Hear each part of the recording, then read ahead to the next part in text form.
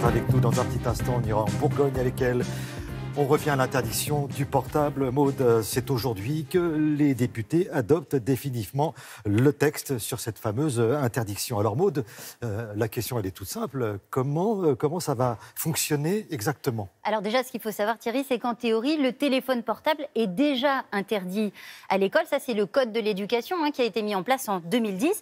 Mais on s'est rendu compte que ça n'était pas très effectif, pas très efficace. Et donc, le ministre de l'Éducation, Jean-Michel Blanquer, a décidé de mettre en place un cadre juridique pour permettre aux établissements de vraiment interdire les téléphones portables. Alors, ça va être effectif dans les écoles et dans les collèges, mais pas dans les lycées. Au début, les députés, les sénateurs souhaitaient que ce soit également appliqué dans les lycées, se sont rendus compte que ça allait être un petit peu compliqué avec les élèves les plus grands.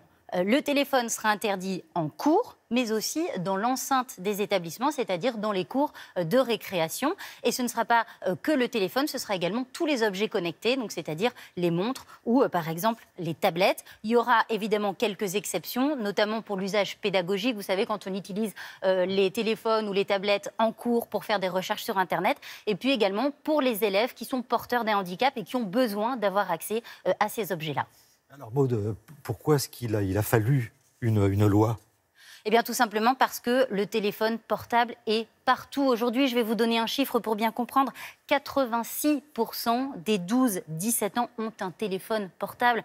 Donc, il fallait absolument mettre en place un cadre, un règlement pour maîtriser tout cela. Et puis, les défenseurs du texte défendent également un autre argument, c'est de pouvoir avoir un cadre juridique qui va permettre aux établissements de vraiment interdire et de vraiment confisquer le téléphone portable, ce qui n'était pas forcément possible aujourd'hui. Oui, d'accord, mais alors ça va servir à quoi de confisquer les portables ? Alors, il y a 3 arguments qui sont mis en avant. Premièrement, ça va permettre un peu de décrocher des écrans. Les ados passent en moyenne 4 heures par jour sur leur téléphone portable. C'est énorme. Et donc, ne plus avoir le téléphone sous la main, eh bien, ça va permettre peut-être d'améliorer un peu ses relations sociales à l'école, discuter un petit peu plus avec les camarades, jouer pour les collégiens un peu plus ensemble dans la cour de récréation.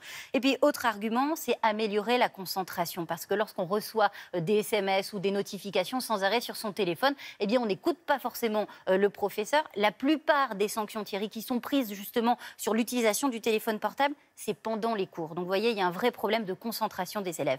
Et puis, troisième argument, et ça c'est le plus important, l'interdiction du téléphone portable, ça va permettre de limiter le cyberharcèlement, parce que quand on n'a pas accès aux réseaux sociaux, quand on n'a pas accès à son téléphone, eh bien ça évite de prendre des photos ou alors des vidéos un peu embarrassantes de nos camarades et de les poster sur les réseaux sociaux.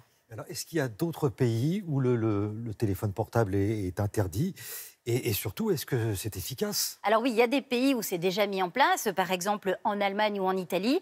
Aux États-Unis, à New York, eh bien, l'interdiction date d'il y a plus de 10 ans. En 2006, le téléphone portable a été interdit dans les cours de récréation. Puis les parents ont fait pression sur les établissements en expliquant qu'eux voulaient être en contact avec leurs enfants. Et donc depuis 2 ans, le téléphone fait son retour dans les cours de récréation. Et il y a un phénomène qu'on observe depuis 2 ans à New York, eh bien, c'est le retour, la hausse du cyberharcèlement.